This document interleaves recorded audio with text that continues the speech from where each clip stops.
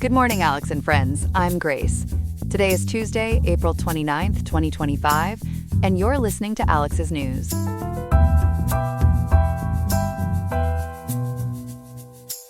The weather in Riverside today will see a high reaching 75.1 degrees and a low dipping down to 54.2 degrees. Coming up on the show, we will explore the significant impact former President Trump had upon his return to Washington, D.C. We will also investigate the complex reasons why some California police departments are declining to respond to certain mental health-related calls, and what that means for communities. We have the details on these developing stories and much more straight ahead on Alex's News. Please stay with us.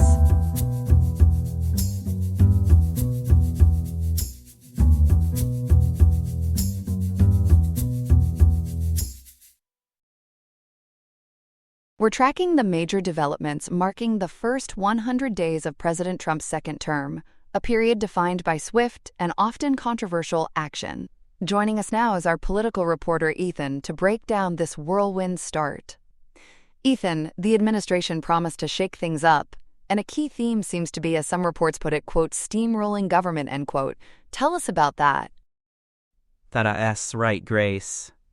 A major early move, reported by Perplexity API, was the creation of the Department of Government Efficiency, or DOGE, via an executive order right on Inauguration Day, January 20th. The stated goal was ambitious cut federal spending, tackle redundancies, modernize tech, and slash regulations. They even tapped Elon Musk to lead this effort, although government executive reports, cited by Perplexity API, noted his role lacked formal White House confirmation, raising some eyebrows. DOGE sounds like they're really trying to fetch some savings. What specific actions has this new department taken, and how is it being received? Well, the name certainly got attention. Perplexity API details that DOGE implemented a freeze on new federal regulations and hiring early on. In February, another executive order empowered DOGE to oversee reduction in force actions, essentially layoffs across agencies after audits targeting, quote, waste, fraud, and abuse, end quote. They even renamed the U.S. Digital Service to the U.S. DOGE Service. However, critics cited by Perplexity API described the rollout as chaotic, pointing to a lack of clear success metrics and transparency concerns, especially with private sector figures involved. We haven't seen publicly documented quantifiable savings yet. This temporary organization is slated to run through July 2026, which is just over a year and 2 months from now. So a lot of reorganization. Were specific agencies singled out? Absolutely. Perplexity API and your son Venice initially flagged several, but the actions became clearer over the 100 days. The Department of Education is undergoing a massive restructuring, with Perplexity API noting a 50% workforce reduction via REF.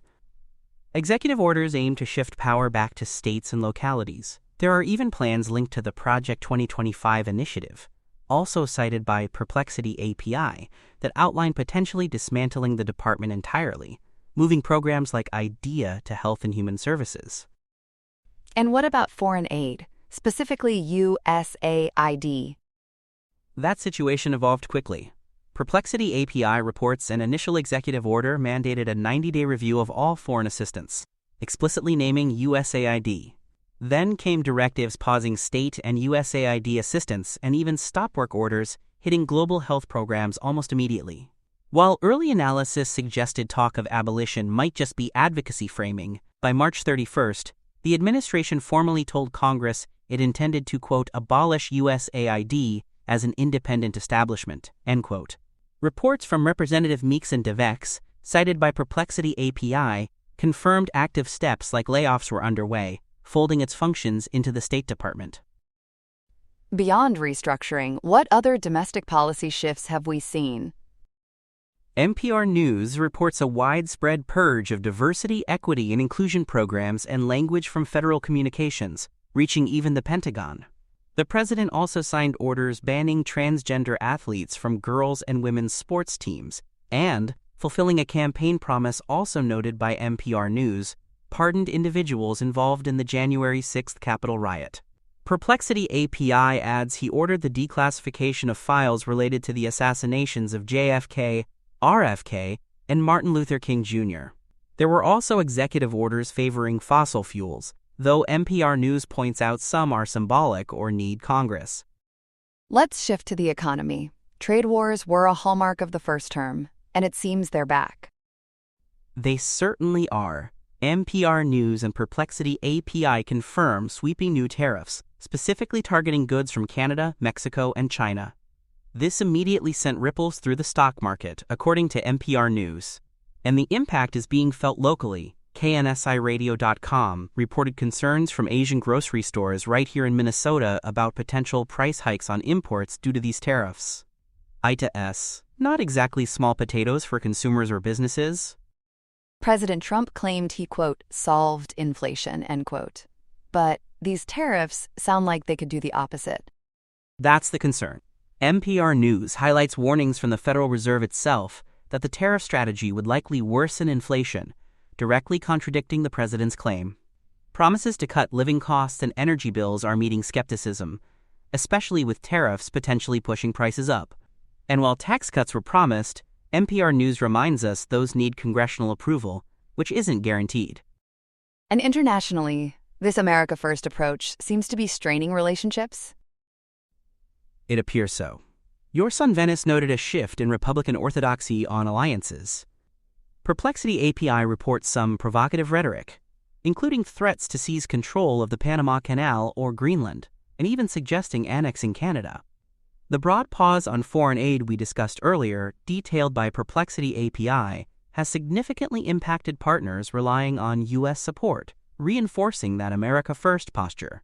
And despite campaign pledges, NPR News notes the president hasn't brokered an end to the Russia-Ukraine war in these first 100 days. A very aggressive start across the board. How has the public reacted to these first 100 days? It's been highly polarizing, Grace.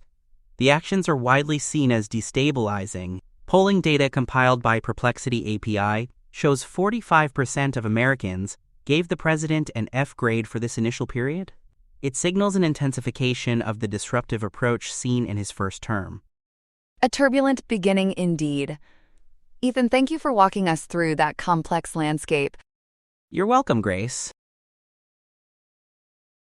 Moving on to our second story this morning, there's a worrying trend emerging in California regarding how police handle mental health emergencies. It seems officers are becoming hesitant to respond unless a crime is involved. Joining us now to break down this complex situation is our reporter, Chloe. Chloe, what's behind this shift in police response? Grace, it really boils down to legal liability concerns, specifically stemming from a Ninth Circuit Court of Appeals ruling known as Scott v. Smith. According to analysis from the Perplexity API, this case dealt with the use of excessive force during a mental health response. Excessive force. Can you elaborate on what the court found? Certainly. The court denied something called qualified immunity to officers in that specific case. They had applied significant bodyweight force to the back of a mentally ill individual who was lying face down, wasn't suspected of a crime, and wasn't seen as an immediate threat. Qualified immunity, that sounds important. Can you explain what that means for our viewers? Absolutely. Qualified immunity is a legal doctrine that generally protects government officials, including police officers, from liability in civil lawsuits unless their conduct violates clearly established statutory or constitutional rights. And there's precedent showing that specific conduct is illegal. The Torpfeis press official legal ruling essentially signaled that certain force applications in mental health calls could lead to officers losing that protection and being sued personally. So the ruling doesn't actually ban them from responding, but it makes departments nervous about potential lawsuits? Exactly. As highlighted in reporting from CalMatters, found via Reddit, the perceived times legal risk has shot up.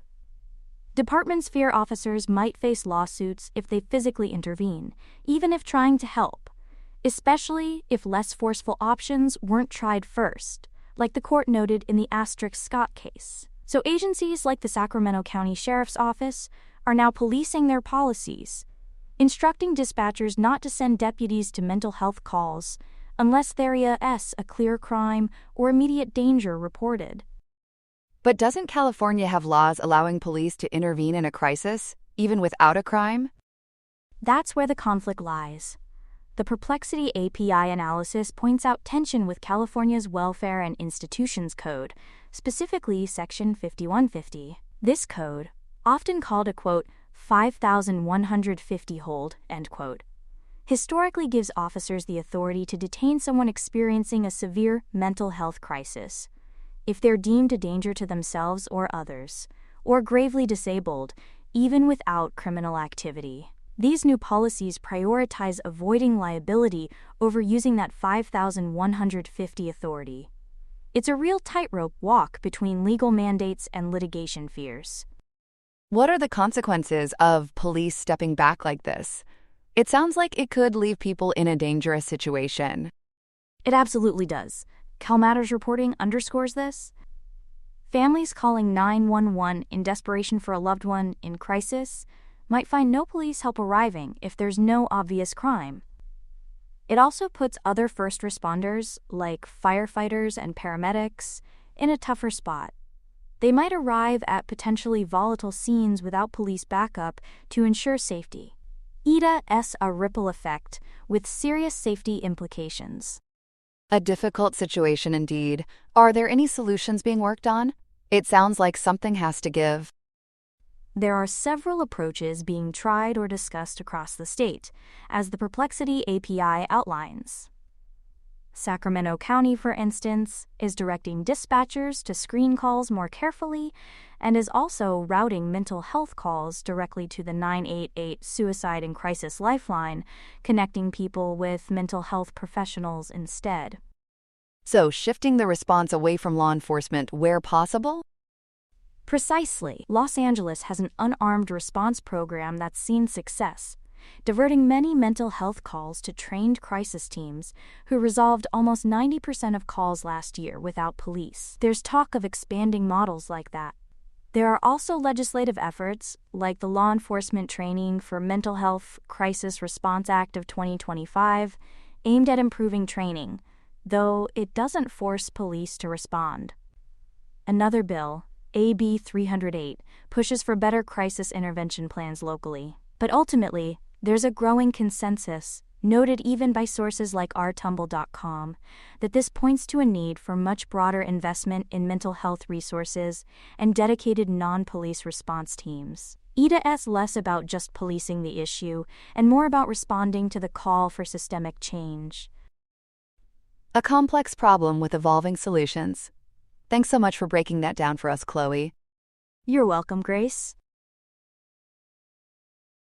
Here are some other headlines. In the NFL draft, Colorado quarterback Shedeur Sanders, son of Hall of Famer Deion Sanders, experienced a significant slide. Initially projected as a potential first-round pick, Sanders wasn't selected until the 5th round, 144th overall, by the Cleveland Browns. The Browns traded up to get him, despite having already drafted quarterback Dylan Gabriel in the 3rd round. Sanders joins a crowded quarterback room featuring Deshaun Watson and others. Browns general manager Andrew Berry cited Sanders' accuracy and production but noted fit and timing influenced their draft strategy.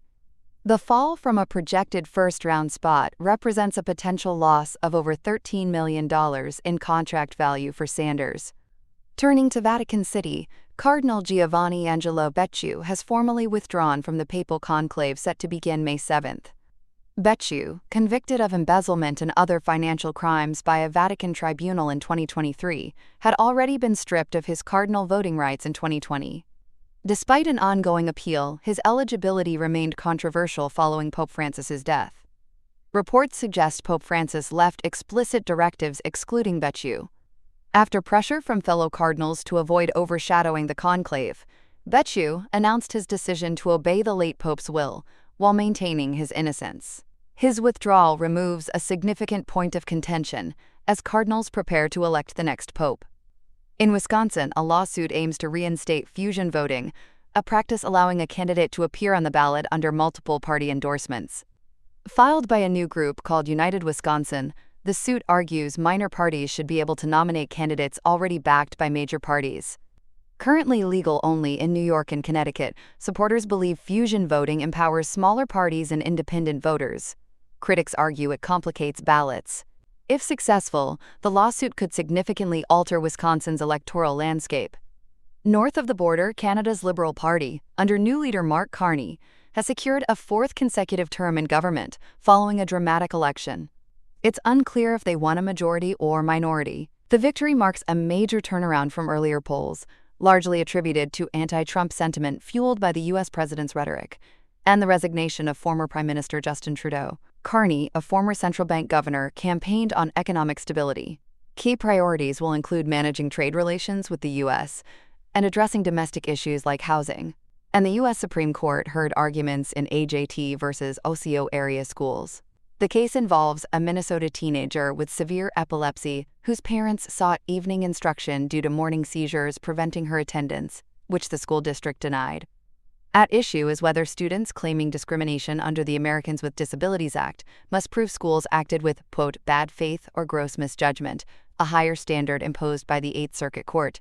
Disability advocates argue this standard undermines protections for millions of students. The Supreme Court's decision will resolve conflicting standards among circuit courts regarding disability discrimination claims in schools. And that's all we have for now. Today's episode was made by Alexander King with Claude Sonnet 3.7, Gemini Pro 2.5 Experimental, Gemini Flash 2.0, Perplexity Sonar, Perplexity Sonar Pro, and Google Cloud Text-to-Speech. I hope you have a great day. I'll see you tomorrow, Alex.